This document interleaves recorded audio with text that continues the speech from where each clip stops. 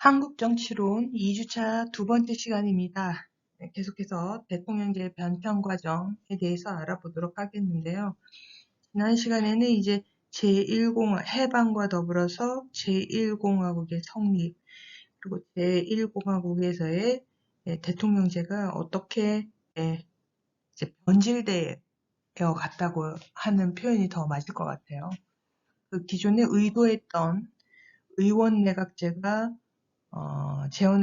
재원의회에서 추진했던 그 의원 내각제가 수용되지 못하고 결국 이승만 씨와의 타협을 통해서 혼합형 대통령제를 채택하게 되었고, 그 다음에 이승만이라는 개인의 정치적 야망, 야심이라고 할까요?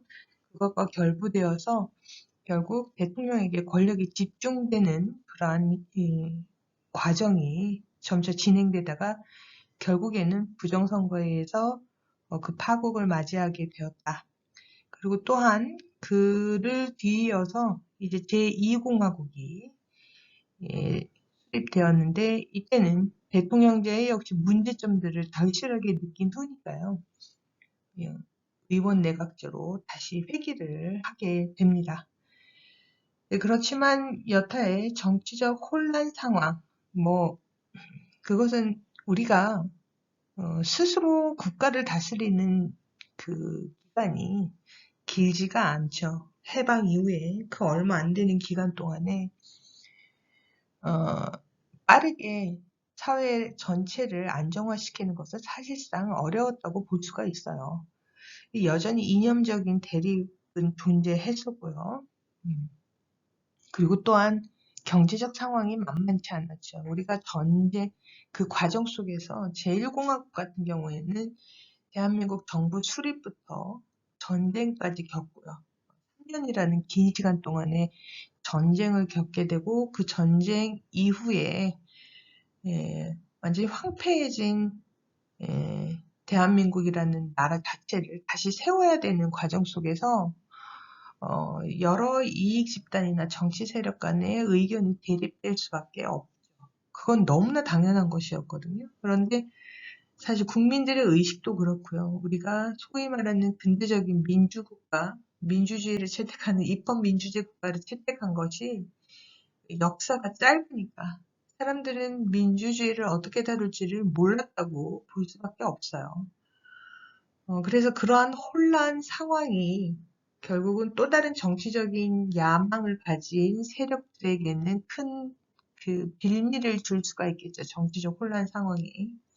그래서 결국에는 5.16 쿠데타가 일어나게 되고, 그 과정에서 드디어 군부가 정치 권력을 잡게 되는 그런 과정으로 변화하게 됩니다. 이번 시간에는 바로 그 군부, 박정희를 중심으로 한 그 군부 세력이 이제 정치 권력을 잡으면서 대통령제가 어떻게 변화해 가는지 그 과정을 살펴보도록 하겠습니다. 제3공화국은 그야말로 강력한 대통령제가 부활한 시기라고 할 수가 있겠습니다. 1960년 5월 16일 군사 쿠데타가 일어나죠. 제 기억에 지금도 선명한 게, 지금 여의도 그 시민광장 있지 않습니까? 서울 여의도에 있는 시민광장 이름이 5.16 광장이었어요, 옛날에. 네, 여러분들은 모르시겠지만 저는 어린 시절에 그것을 기억을 합니다. 5.16 광장이라고 불려서 이제 철모르던 어린 시절에는 5.16 광장에 놀러를 가서 제가 어렸을 때 이제 롤러스케이트가 처음 이제 유행을 했거든요. 그래서 그 롤러스케이트나 자전거를 타러 여의도를 놀러 갔던 기억이 납니다. 여하튼 지금은 여의도 시민광장으로 이름이 바뀌었죠. 1960년 5월 16일 박정희 씨와 김종필 씨를 중심으로 한 군인들이 쿠데타를 일으키게 됩니다. 그러면서 군정을 실시를 하고요. 쿠데타를 일으켰으니까 정치적 자유를 제한하며 정치 활동을 금지를 시키게 됩니다. 그러면서 동시에 국가재건 최고회의라는 것을 만들어요. 일단 뭐 대통령이고 뭐고 행정부 강요고 뭐고 다 쫓겨난 상태니까. 그죠? 그것을 대체할 만한 통치기구가 필요하죠. 그래서 국가재건 최고회의라는 것을 만들어서 여기서 모든 것을 통제를 하게 됩니다. 여러분, 이 상황이 여러분은 군사 쿠데타나 이런 것들을 아마 상상도 못 하실 거예요. 제 나이 또래가 경험한 군사 쿠데타라고 얘기를 하면은 이제 1980년 전두환 씨와 노태우 씨 등을 중심으로 한 신군부 쿠데타가 12.12 사태라고 하는데 신군부 쿠데타의 경험을 저는 겪어보았습니다. 그래서 제가 너무 어린 나이에 그런 쿠데타를 겪어봐서 그런지 저는 이제 나이가 어렸으니까요. 나이가 어렸으니까 그냥 어른들의 걱정하는 것은 단지 그냥 걱정일 뿐. 저는 여전히 친구들하고 동네에서 잘 놀고 잘 먹고 잘 잤습니다. 워낙 강력하게 우리나라가 군대가 굉장히 강하죠. 군대가 강하고 초엘리트 집단들이 모여있던 곳이 바로 군대였어요. 그래서 정말 재빠르게 쿠데타를 일으켜서 사회 전체를 장악하는 뛰어난 능력을 가지고 있었어요.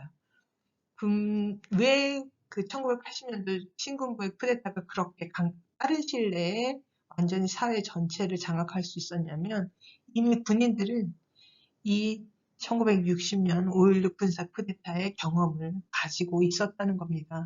어떻게 해야지 재빠르게 정치와 사회, 경제까지 다 장악을 할 수 있는지 이미 학습이 된 상태였어요. 그렇기 때문에 손쉽게 권력을 잡을 수가 있었던 거죠.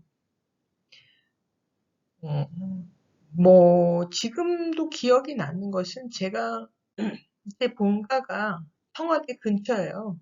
그래서 청와대랑 굉장히 가까운 곳에 있었기 때문에 저는 몰랐지만 탱크가 종로거리를 달린다거나 하는 거예요. 부모님들은 저에게 그것을 듣고 보여주고 싶어 하지는 않으셨지만 워낙 가깝다 보니까 보이죠. 길거리에 군인들이 완전히 다 깔려 있고요.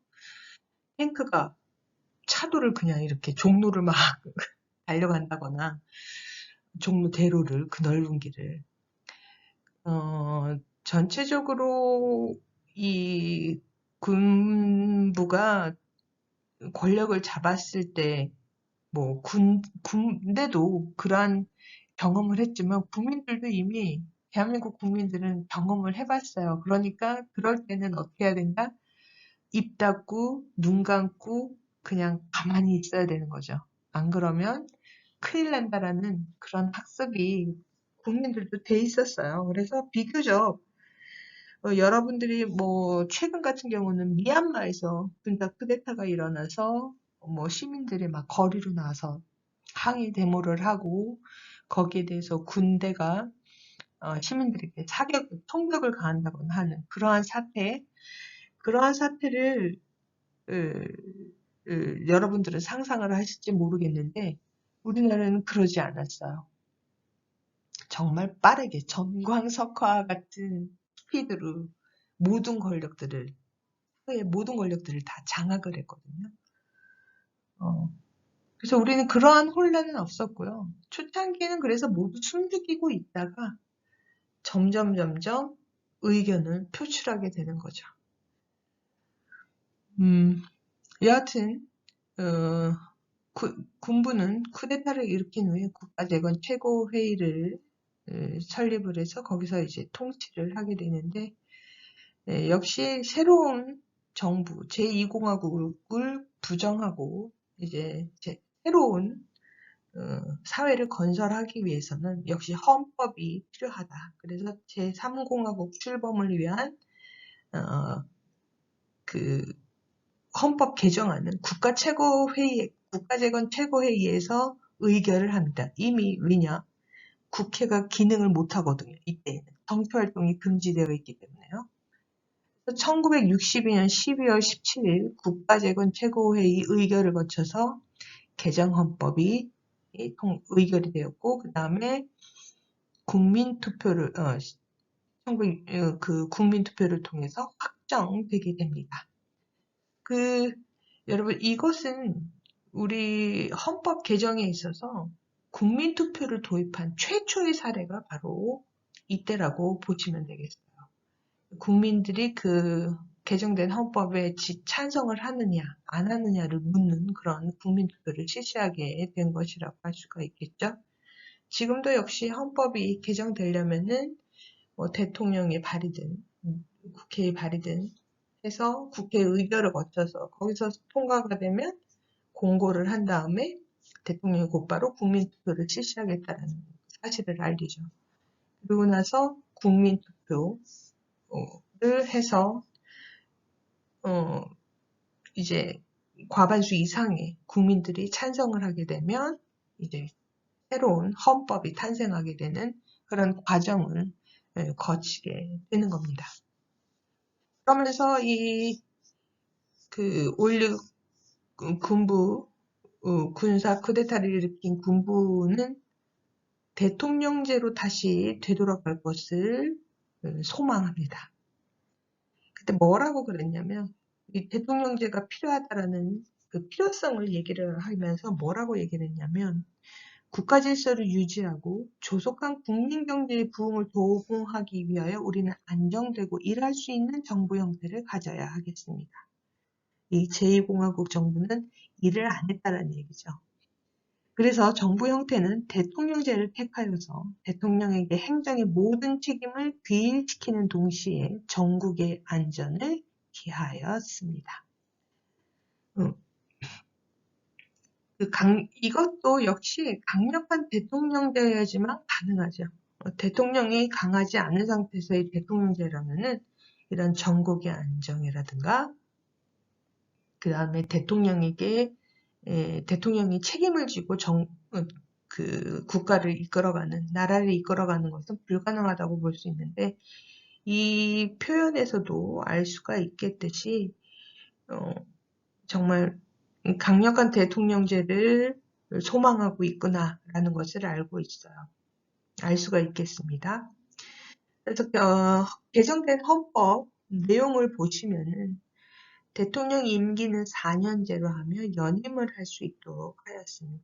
그리고 부통령제를 폐지하고 국무총리는 그대로 두면서 대신에 국회의 동의 없이 대통령이 임명을 하는 것으로 하였습니다. 또한 대통령은 법률안을 거부할 수 있다. 대통령의 국회에서 의결된 법률안을 거부할 수 있는 권한을 대통령에게 부여를 했고요. 기존의 양원제에서 국회를 단원제로 바꾸도록 하였습니다.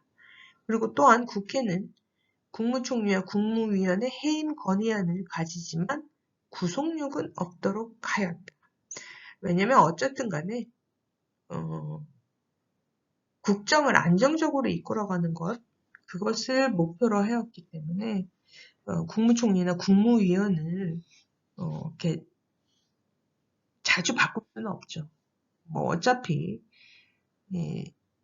국회의원들은 그 사명이 국회의 존재 이유가 뭐예요? 강력한 행정부를 견제를 하는 게 일이지 않습니까? 그러니까 사사건건 이제 행정부에서 하는 일에 대해서 반대를 하고 하면은 국무총리 탄핵, 국무위원 탄핵 이런 것들을 할 수가 있단 말이에요.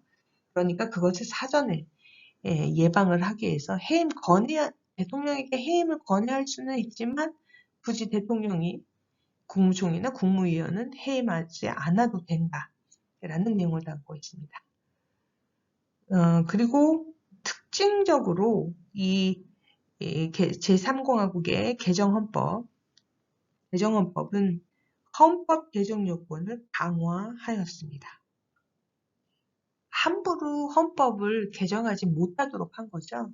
이승만이 워낙 그런 자의적으로 헌법을 개정하려고 별수를 다 써서 그것이 결국 전국 혼란을 가져오고 사회불안을 조장하는 요인이 되었기 때문에 헌법을 함부로 가볍게 개정하지 못하도록 그 요건을 강화하였는데, 일단 국회 제적의원 3분의 2 이상의 찬성을 통해서 의결을 해야 되고요. 그전까지는 과반수였어요. 근데 3분의 2까지로 끌어올린 거죠.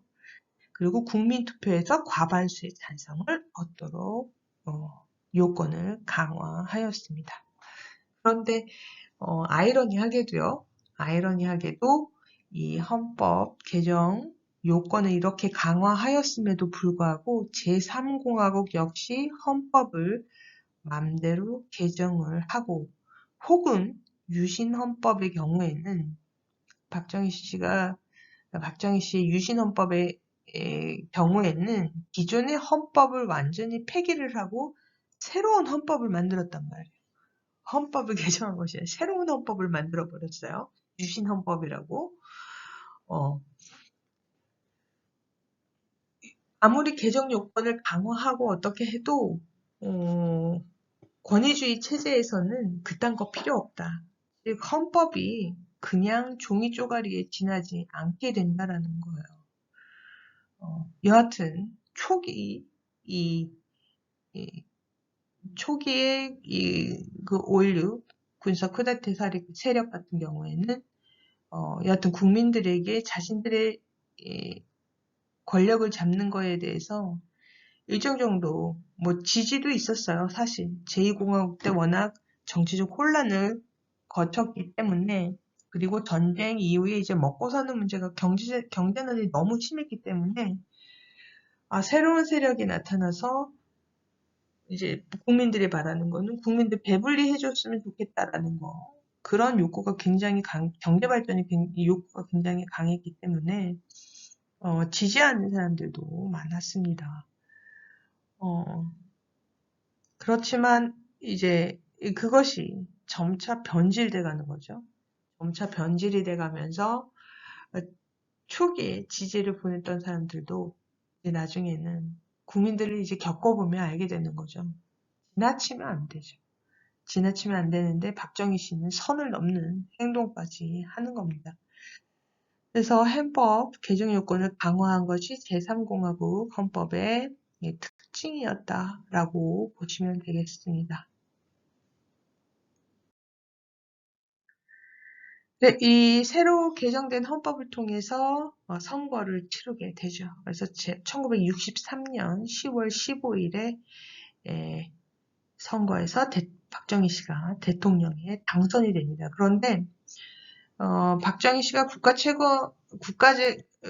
국가재건 최고회의의 의장으로서 정말 일을 나름대로 열심히 했단 말이에요. 그래서 나름 인기도 있다라고 본인이 생각했을지 모르겠지만 민심은 그렇지 않다.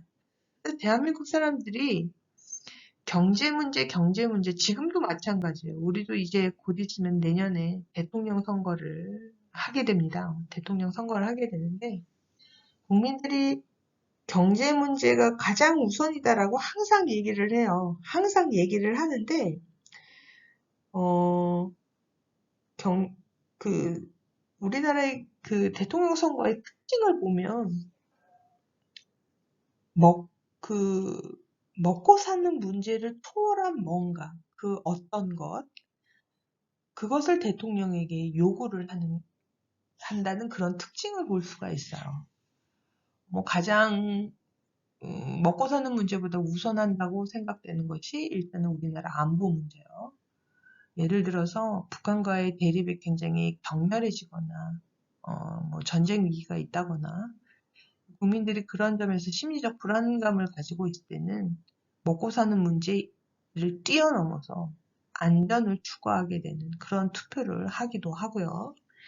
그리고 보통 서양에서는 이제 계급 투표라는 것이 자신이 속해 있는 계급, 이렇게 얘기하면 본인 그 계급을 어떻게 따지냐라고 질문하실 분도 계시겠지만, 이제 학문적으로 우리가 소위 말하는 자본가 계급이나 부르주아 계급, 그 다음에 소위 말하는 노동자 계급, 이렇게 나눠서 그 정치적인 이념이 계급에 따라서 서양 같은 경우는 확연히 갈라지게 나타나요. 미국 같은 경우도 미국 건국 이래 민주당과 공화당의 이념 대립은 계속적으로 이어져 왔죠. 근데 그것이 대대손손 그 지지하는 정당이 그래서 이어져 내려옵니다. 왜냐하면 자신이 속하는 계급이 있기 때문에 자신의 그 계급적 이익에 부합한 투표를 하는 것이 서구에서는 비교적 보편적이라고 할 수가 있겠는데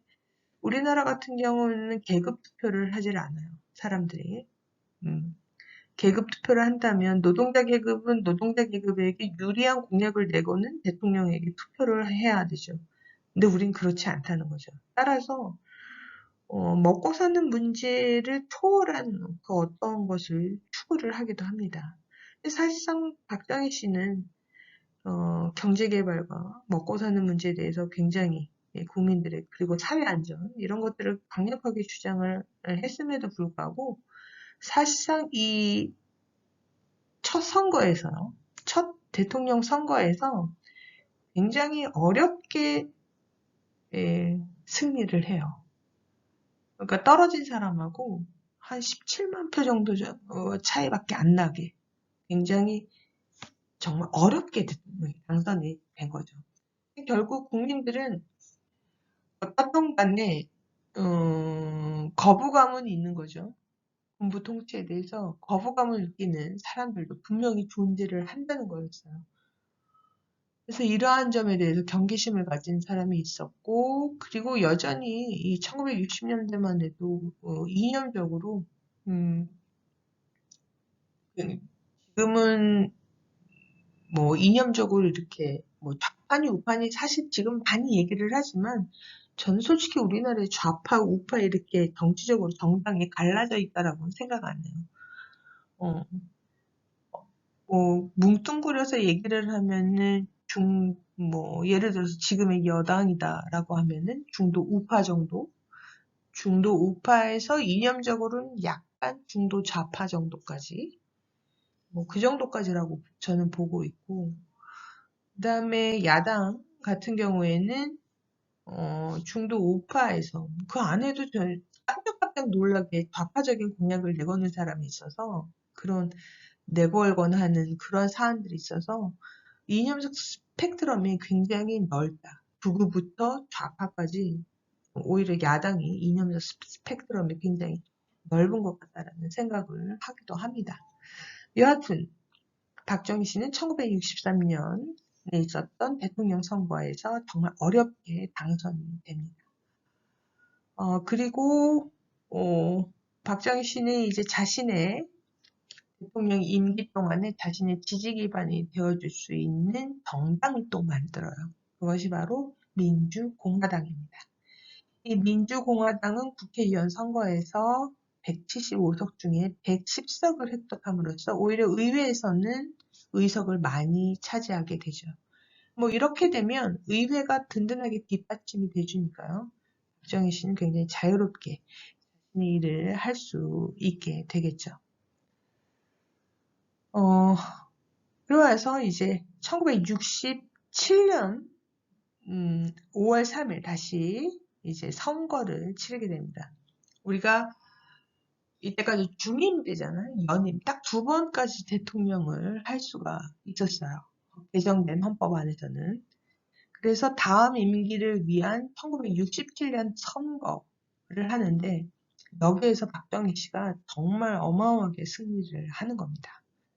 뭐 이때 사회적으로는 우리가 그때 일본과 국교 정상화를 이제 추진을 하면서요. 국교 정상화를 추진을 하면서 굉장히 사회적으로 이제 반발에 부닥치기도 하였지만 경제적으로는 점차 나아지는 것을 보여주고 있었죠. 우리가 특히나 뭐 베트남전 참전이라든가 각종 그런 것들을 통해서 미국을 비롯한 각국에서 지원을 받게 되고요. 그리고 박정희 씨가 한일 국교 정상화를 통해서 얻게 되는 일본으로부터 얻게 되는 경제적인 그 배상이라든가 보상이 있잖아요. 그것을 경제개발에 쏟아넣게 되죠.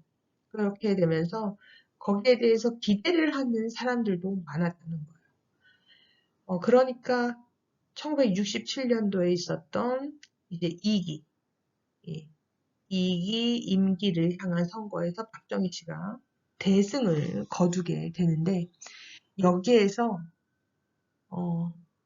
욕심이 생기는 거죠. 사람이 이제 욕심을 품게 되는 거야. 아, 내가 여기까지 이뤄놨으니까 내가 끝까지 한번 해보고 싶다라는 욕심이 생기는 거예요. 박정희 씨가. 그래서 슬슬 자신감도 얻었죠.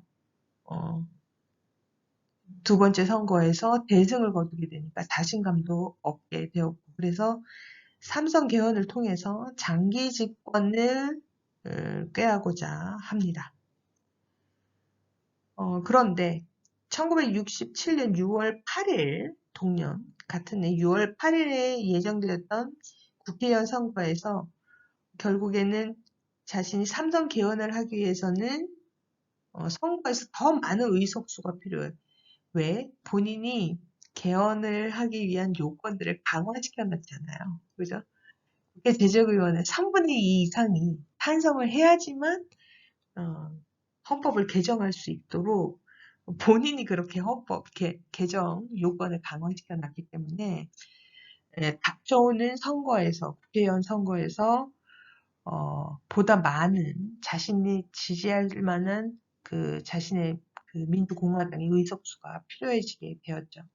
그래서 굉장히 무리수를 씁니다. 뭐 경찰, 공무원, 그 다음에 시장, 군수, 뭐 마을 이장님까지 총동원하고요. 중앙정보부까지 동원을 해서 관이 개입된 선거를 진행하게 됩니다. 그리고 대통령이 이거 직접적 본인이 지방 곳곳을 다니면서 공화당 후보를 지지해줄 것을 호소를 합니다. 사실상 이거는 안 되죠. 대통령이 선거에 이런 식으로 개입을 해서는 안 되죠. 우리나라 같은 노무현 대통령 같은 경우는 이렇게 자기가 발품을 팔아가면서 자신의 정당의 후보를 지지하거나 그런 호소를 하지 않고 그냥 인터뷰에서 이번에 무슨 당이 많이 좀 뽑혔으면 좋겠다라는 바람을 얘기를 했는데 그거 하나로 탄핵 국회에서 탄핵을 받게 돼요. 그러한 그 정도로 어마어마한 일이라는 거죠, 이것이. 그런데도 불구하고 그냥 어려움 없이 대통령이 자신의 정당 후보 지지를 호소하기 위해서 지방에 유세를 다닙니다. 그리고 뭐 금전, 지급, 금품과 향응을 제공한다든가, 그다음에 깡패를 동원한 폭력이 난무하고, 그리고 흑색선전이 막 난무를 하는 정말 썩어 빠진 선거가 진행된 거죠. 결과 공화당이 이겨요. 그래서 개헌에 필요한 정족수 117석을 넘는 130석을 획득을 합니다. 그런데 부정선거의 이제 증거들이 곳곳에서 드러나게 되고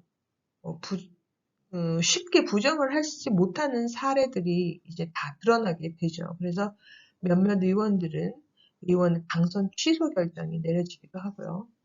그랬었고 또한 그 선거 과정을 지켜보면서 이제 이건 해도 너무한 거 아니냐라는 그런 항의가 빗발치고 시위가 생겼죠. 뭐 투표함까지 바꿔치기를 한다거나 아니면 투표함을 갖다 버린다든가 하는 여러분들 지금 같으면 전혀 상상도 못할 만한 그러한 일들이 이 당시에는 있었어요. 불과 40년도 안 된 그 과거예요. 우리나라에 있어서. 그렇지만 결국 어영부영 넘어간다는 얘기죠. 부정선거조사 특별위원회는 구성되지 못하고 그냥 어영부영 넘어가게 됩니다. 이러한 이제는 조금 만만치가 않다. 일단 개헌을 위한 국회 정족수는 채웠어요. 채웠는데 문제는 이제 대통령 이 3선 개헌을 통해서 장기 집권을 하려는 이 박정희 씨에 대해서 본인의 정당이 민주공화당 내부에서도 거부감을 느끼는 사람들이 나타났다라는 거예요. 그래서 그 일부 세력이 이제 김종필 씨를 후계자로 삼아서 이제 바꾸려고 하죠. 그러기 위해서 이제 개헌이 되면 안 되니까 그런 참모임이 있었는데 이게 바로 국민복지회라는 거예요.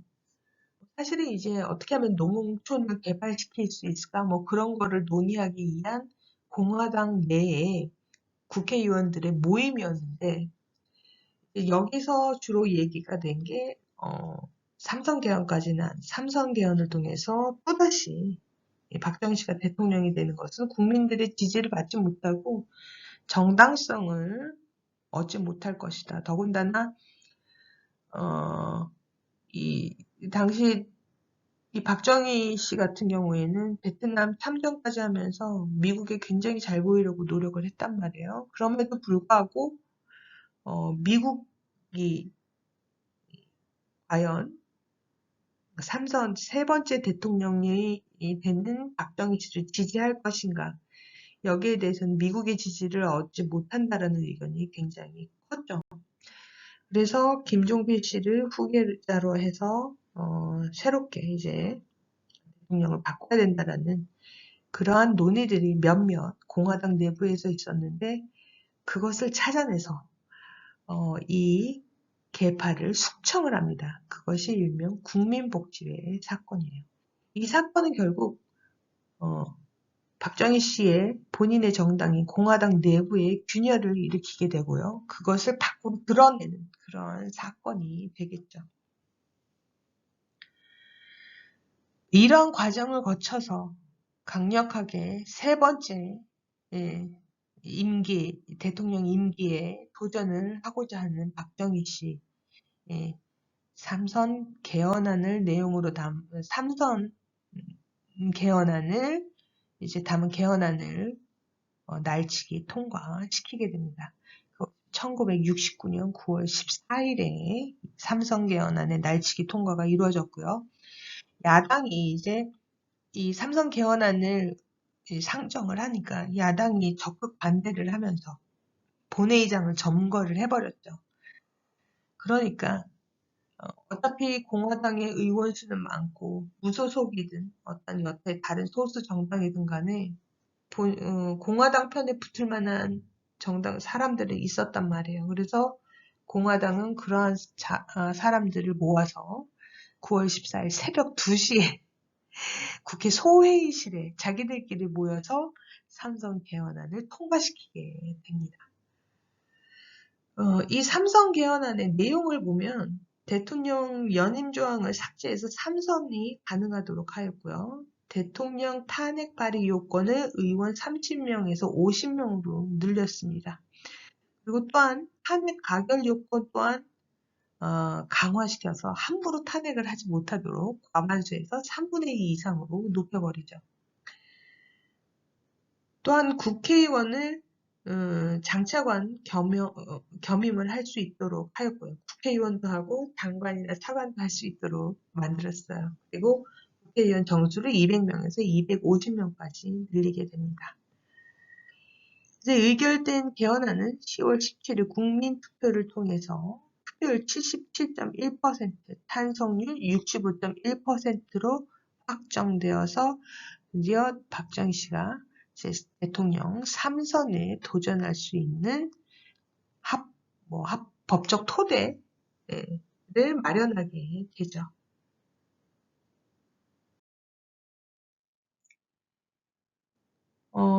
삼선 개헌이 가지는 의미를 한번 보도록 하겠습니다. 결국 박정희 씨 역시도 비정상적인 방식에 의해서 본인의 장기 집권을 꾀하게 되었다. 누구든 이승만 씨도 그랬고요. 박정희 씨도 그렇고 비정상적인 방법으로 장기 집권을 이제 도모를 하게 된 것이죠.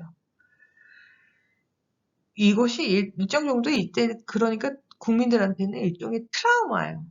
트라우마라서 이후에 이제 신군부 쿠데타가 일어나고 제5공화국이 대한민국에 이제 들어서게 되죠. 그러면서 전두환 씨가 그때 얘기를 했던 게 뭐였냐면, 본인은 꼭 그 임기만 마치고 물러나겠다. 민선으로 민간에게 이 정권을 이양하겠다. 권력을 이양하겠다라는 것을 내내 얘기를 했어요. 내내 얘기를 했는데 아무도 안 믿어. 아무도 안 믿었어요. 아니나 다를까 그 민선으로 가기 위해서 이제 헌법을 해야 되는데, 그때까지만 해도 이제 전두환 씨 같은 경우는 체육관에서 뽑힌 간선제 대통령이잖아요. 그러니까 이제 국민들은 직접 자신의 손으로 대통령을 뽑고 싶은 거야.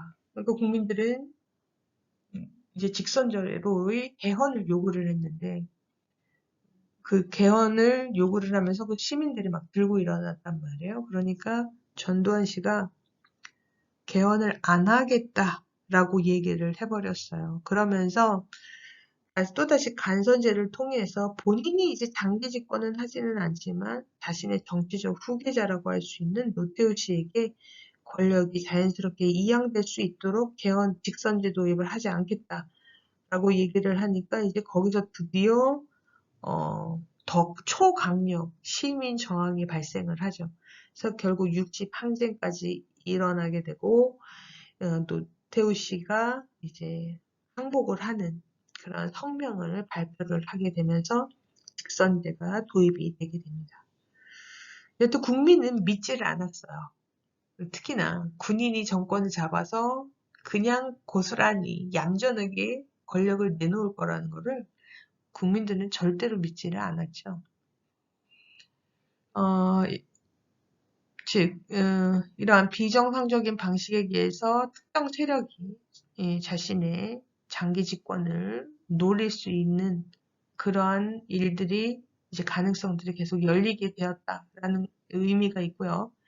또한 삼성 개헌으로 인해서 공화당 내에서 파벌 간의 대립의 형태로나마 존재하던 당내 민주주의와 정당 정치의 가능성이 완전히 제거가 됩니다.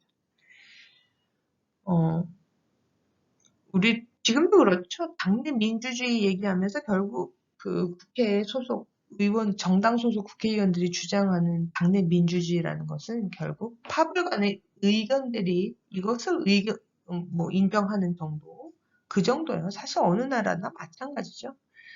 그렇지만 공화당 같은 경우는 특별히 강력한 박정희 씨를 중심으로 해서 소위 말하는 혁명 세력이라고 얘기하죠. 자신들이 얘기를 할 때. 혁명 동지 뭐 이렇게 얘기를 하기도 하고, 그래서 굉장히 끈끈한 유대 관계를 가졌었는데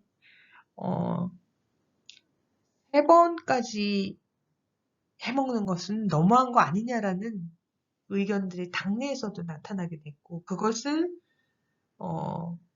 당내 숙청이라는 방식, 국민복제 사건처럼 당내 숙청이라는 방식으로 해서 반대하는 의견들을 그냥 완전히 제거를 해버리는 그러한 모습을 공화당이 보여주게 된 거예요. 결국 이것은 당내 민주주의뿐만이 아니라 정당 정치가 가지고 있는 의의, 이거 자체를 부정한 것이나 마찬가지라고 볼 수가 있겠습니다. 그리고 특히 이 삼성 개헌이 가지는 의미에서 특히 중요한 것이 결국 의회나 정당 정치는 축소되죠. 축소되고 정치 세계에서 점점 소외되는 반면에 행정, 대통령을 정점으로 두고 있는 행정부로 모든 권력이 집중되면서 행정의 효율성이 정치 자체를 초월해버리는, 결국 의회나 정당 정치라는 것은 의견 대립이 있는 것이 당연한 것이고 시끄러운 것이 당연한 것이에요. 그래서 상호 간의 의견을 이제 토론을 하고 거기에서 합의점을 도출해내는 그러한 과정이 바로 민주주의라고 할 수가 있겠는데, 또한 그것이 정치의 본질이라고 할 수 있는데 모든 것을 압도해버리죠. 행정이 모든 것을 압도해버리는 사태가 나타나게 되었다라고 볼 수 있습니다. 그래서 1971년 4월 27일에 이제 삼선을 향한 박정희 씨의 여정이 시작됐고요. 이 대통령 선거에서 박정희 씨는 야당 김대중 후보에게 정말 어렵게 이기게 됩니다. 이 야당에서는 그 소위 말해서 40대 기술론이라는 것을 내세워서요. 지금도 정치 그렇죠. 지금도 젊은 세대에게 비교적 젊은 세대의 정치인에게 거는 기대가 국민들 사이에서 굉장히 커요. 근데 이때도 마찬가지였어요. 정말 40대 기술론이 국민들에게 퍼지면서 야권에서 후보를 단일화한 거죠. 그래서 야권에서 경선을 해서 김대중 씨가 단독 후보로 나섰는데 김대중 씨가 정말 그때 연설을 너무 잘했다고 해요. 정말 한번 그 후보 연설을 할 때 한강에 그 모래사장이 있었는데 지금 여러분 못 보잖아요. 옛날에는 한강에 모래사장이 있었대요. 근데 그 모래사장이 새까맣게 보였다고 얘기를 했습니다. 그래서 결국 어렵게 박정희 씨는 승리를 했고요. 이제 3기 임기를 맞이하게 되죠. 그러다 보니까 그래서 1971년 5월 25일 국회의원 선거에서 야당의 친민당이 총 의석수 204석 중에서 89석을 획득하게 됩니다. 그러니까 이때 개헌 저지선이 69석이었는데 그것을 훨씬 뛰어넘었어요. 그렇기 때문에 이제 박정희 씨는 이 3선을 마지막으로 또다시 집권하는 것은 어렵게 되었다. 또다시 집권하려면 헌법을 또 개정해야 되거든요. 그런데 개헌 저지선인 69석을 훨씬 뛰어넘는 89석을 야당이 차지했기 때문에 이제는 국회에서 헌법 개정안이 통과될 가능성이 없어졌어요. 그러니까 박정희 씨가 이제 3기까지 하고 하니까 본인이 이제 죽을 때까지 하고 싶은 거예요. 죽을 때까지. 그래서 갑자기 1971년 12월 6일에 국가비상사태를 선포하고 국가보위에 관한 특별조치 법안을 국회에 제출을 합니다. 이걸 소위 말해서 국가보위법이라고 얘기를 하는데요. 국가비상사태라는 것은 거의 나라가 미급한 상황에 처해 있을 때예요. 국가비상사태는 그럴 때 나타나는 것인데 갑자기 그때까지만 해도 남북 정상회담이 어쩌고 저쩌고 얘기를 하고 비교적 국회도 안정된 상태에서 일을 하고 있었거든요. 그런데 갑자기 박정희 씨가 국가비상사태를 선언한 것입니다. 대통령이 국가비상사태와 국가동맹령을 선포할 수 있고 집회와 시위, 언론, 출판을 규제할 수 있으며 근로자의 단체 행동권을 제약할 수 있다는 내용을 담은 국가보위법을 제출을 하고 12월 27일 역시 날치기로 통과를 시켜버립니다. 그러고 나서 이듬해 1971년 10월 17일 유신선언이라는 것을 해요. 갑자기 비상계엄령을 선포를 하고 비상계엄령을 선포함과 동시에 국회를 해산하고 정당과 모든 정치 활동을 금지시켜버립니다. 유신이라는 것은 이것도 말이 싫어요. 이 유신이라는 말은 일본에서 나온 거거든요. 그 메이지 유신이라고 해서 소위 말해서 근대 국가로의 일본이 군대 국가로 거듭나기 위한 모든 체제 완전히 뒤바꾸고자 하는 것을 말해서 소위 말해서 유신체제라고 얘기를 하는데 그걸 그대로 박정희 씨가 갖고 왔어요. 그러면서 이를 통해서 비상계엄령을 선포하고 정표활동을 금지시킨 다음에 이렇게 되니까 이 비상계엄령 사태에서는 헌법이 제대로 작동을 하기 힘들어요. 더불어서 비상국무회의가 새로운 헌법 개정안을 마련하게 됩니다. 이 새로운 헌법 개정안이 바로 유신헌법 내용인데요. 그 내용을 조금 보면 대통령이 국회 해상권을 가지고 국회의 대통령 탄핵 소추권을 없애버립니다. 그리고 국회가 가지고 있는 국정감사 제도도 없애버리고요.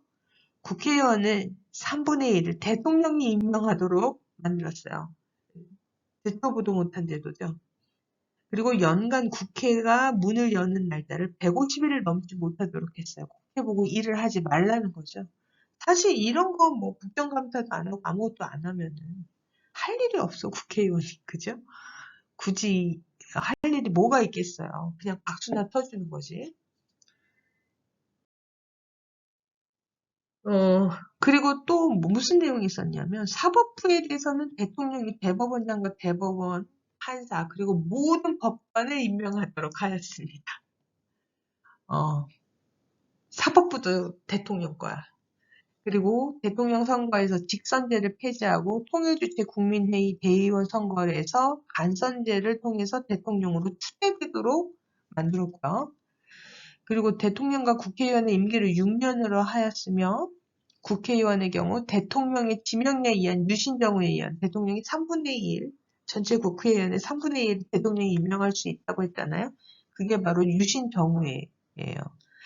그래서 이 유신정우의 임기는 일반 국회의원의 절반이 3년으로 하면서 이들을 왜 이렇게 했냐면 결국 박정희 씨는 자기를 지지하는 사람을 계속 쓰고 싶다는 거죠. 결국 눈치를 볼 수밖에 없게 만든 거예요. 또한 소선거구제에서 중선거구제, 기존에 한 명 뽑던 걸 이제 한 선거구에서 2명을 선출하게 했어요. 그럼 막강하죠. 뭐 전체 국회의원의 3분의 1에 대한 국회의원의 대통령이 임명권을 가지고 있고 어차피 한 선거구에서 2명을 선출하게 되면 그 중에 한 명은 야당, 여당 이렇게 하나씩 나눠 가지잖아요. 그럼 이렇게만 해도 전체 3분의 2를 갖고 갈 수 있게 된 거야. 그죠? 어처구니가 없는 내용이 담겨 있었어요. 그 다음에 개헌은 대통령이 제안하는 경우에 제한이 아니라 제안입니다. 죄송합니다. 제안하는 경우 국회의 동의 없이 그냥 곧바로 국민투표에 회부할 수 있게 만들었고요. 반면에 국회에서 개헌을 이제 제안하는 경우에는 굉장히 어렵게 만들었어요. 어떻게? 과반수의 동의를 국회의원 전체 국회의원 과반수의 동의로 발의를 해야 되고요. 제적 3분의 2 이상의 찬성으로 의결을 해야 돼요. 그리고 그전 같으면은 이 다음 단계에서 국민투표로 넘어가면 되는데 한 단계 더 거치게 됩니다. 어디? 통일주체 국민회의에 동의를 얻도록 또 만들었어요. 그래야지만 국민투표에 회부될 수 있도록 만든 거죠. 결국 국회에서 제안하는 개헌은 결국 통과될 수가 없다라는 절망적인 상황이 됩니다. 또한 긴급조치권이라는 것이 대통령이 이제 발동을 할 수 있게 했어요. 이 유신체제 기간 동안에 1호부터 총 9호까지 이 긴급조치권이 발동이 됐는데 이것은 뭐냐면은 대통령이 위기 상황이라 인식하면 언제든지 국민의 자유와 권리를 정지할 수 있으며 또한 이러한 대통령의 긴급조치에 대해서는 사법적인 심사를 하지 못하도록 하였습니다. 1호부터 9호까지 하는데 1호 같은 경우는 대한민국 헌법, 즉 유신헌법이죠. 대한민국 헌법을 부정, 반대, 왜곡 또는 비방하는 일체의 행위를 금한다. 이와 관련한 유언비어 날포도 금한다 등등이고요. 그리고 마지막 9호 긴급 조치권의 내용은 뭐냐면 유언비어를 날조, 유포하거나 사실을 왜곡하여 전파하는 행위, 사전에 허가받지 않은 집회와 시위, 정치 관여 행위는 이제 처벌을 받도록 그렇게 만든 것이죠. 이걸로 해서 잡혀간 사람 굉장히 많았대요. 긴급조치 위반이라고 해서 술 먹다가 그냥 뭐 나라 욕할 수 있잖아요. 뭐 지나치면 문제겠지만 얼마든지 위정자들, 정치인들은 대통령이 욕을 할 수 있어야 돼요. 민주주의 국가라면. 근데 그거를 막아버린 거죠. 길거리에서 그냥 뭐 누구누구 나쁜 놈만 해도 그냥 잡아가도록 만들었죠. 이러한 유신 체제는 입헌 민주제를 부정하는 사실상의 총통제였다. 뭐 어느 시대 얘기입니까? 한국의 자유민주주의 체제는 이 유신체제 하에서 완전히 모습을 감추게 되었다는 특징이 있어요. 결국 유신체제는 1인 동신집권체제를 위한 헌법이었다라고 볼 수 있겠습니다. 다음 시간에는 이어서 제5공화국이 성립되는 과정과 그리고 민주화 이후에 우리나라 대통령제가 어떻게 변했는지 알아보도록 하겠습니다. 긴 시간 수고하셨습니다.